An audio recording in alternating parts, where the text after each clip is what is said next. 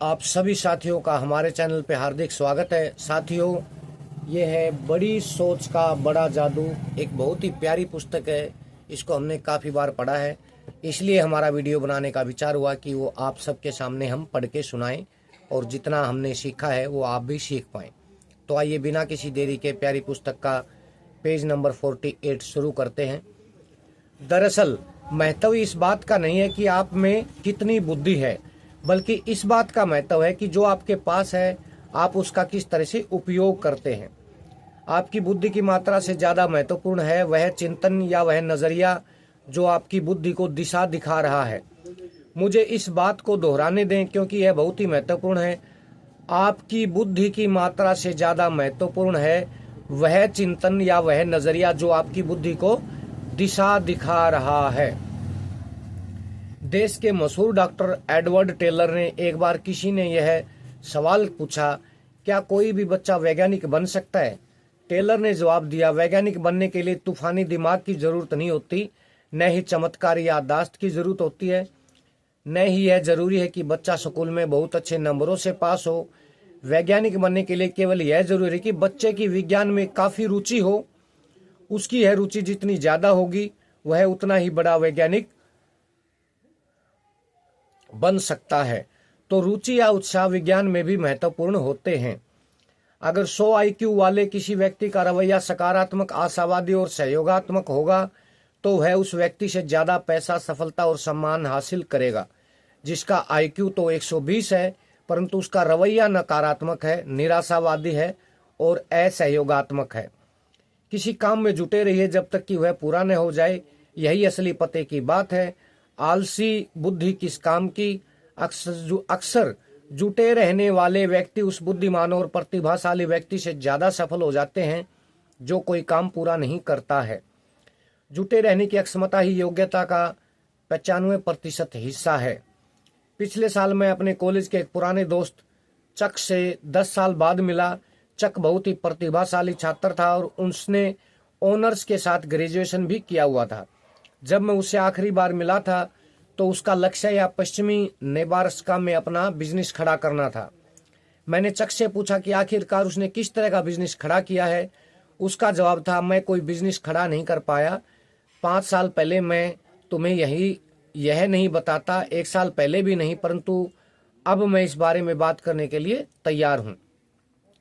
अब जब मैं अपने कॉलेज के दिनों को याद करता हूँ तो मुझे यह महसूस होता है कि मैं हर योजना की खामियां ढूंढने में माहिर था। मैं यह बता सकता था कि कोई भी बिजनेस क्यों चौपट हो जाएगा, कोई योजना क्यों असफल हो जाएगी, राह में कितनी मुश्किलें आएंगी। आपके पास बहुत सारी पूंजी होनी चाहिए। यह सुनिश्चित कर लें कि बिजनेस साइकिल सही हो। जो सामान हम बनाएंगे क्या उसकी बहुत मांग है, क्या स्थानीय उद्योग स्थिर और अस्थायी हैं, और इसी तरह के 1001 सवाल जिनके जवाब ढूंढने बिना मुझे कोई बिजनेस शुरू करना खतरनाक हो सकता था। मुझे सबसे ज़्यादा कष्ट इस बात से होता है कि मेरे वे दोस्त जिनमें ज़्यादा बुद्धि नहीं थी या वे लोग जो कभी कॉलेज गए ही नहीं थे, उन्होंने अच्छे खासे बिजनेस खड़े कर लिए हैं, जबकि मैं वहीं का वहीं हूँ। उनकी कंपनियों का ऑडिट करता फिर रहा हूँ। कोई बिजनेस क्यों असफल हो सकता है इसके बारे में सोचते रहने के बजाय काश मैंने यह सोचा होता कि कोई बिजनेस किस तरह सफल हो सकता है। अगर मैंने सकारात्मक चिंतन किया होता तो मेरी जिंदगी ज़्यादा सुखद होती। चक की बुद्धि से ज़्यादा महत्वपूर्ण था उसका सोचने का नज़रिया, जिसने चक की बुद्धि को गलत राह दिखाई। कई प्रतिभाशाली लोग क्यों असफल होते हैं?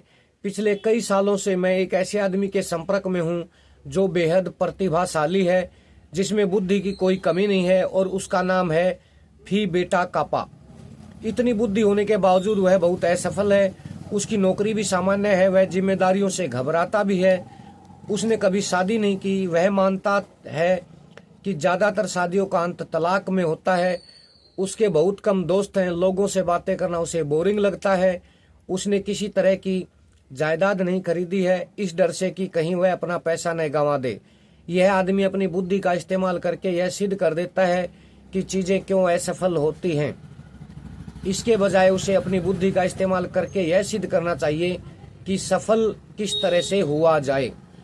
तो साथियों, ये उम्मीद है आपको वीडियो पसंद आया होगा। इसमें साथियों सबसे बड़ी इस वीडियो का जो तात्पर्य है वो है अपनी बुद्धि का, अपनी माइंड का एक सही दिशा में इस्तेमाल करना।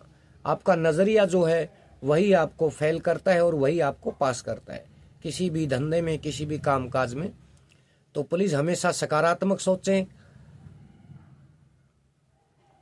और किसी भी तरह की कोई हड़बड़ाहट ना करें। आपका रवैया, आपका नज़रिया वो एक सकारात्मक दिशा में होना चाहिए कि ये काम होगा ही होगा, हो सकता है नहीं, होगा ही होगा, या मैं इस काम को करूँगा ही करूँगा, या फिर मैं इस काम को करूँगी ही करूँगी।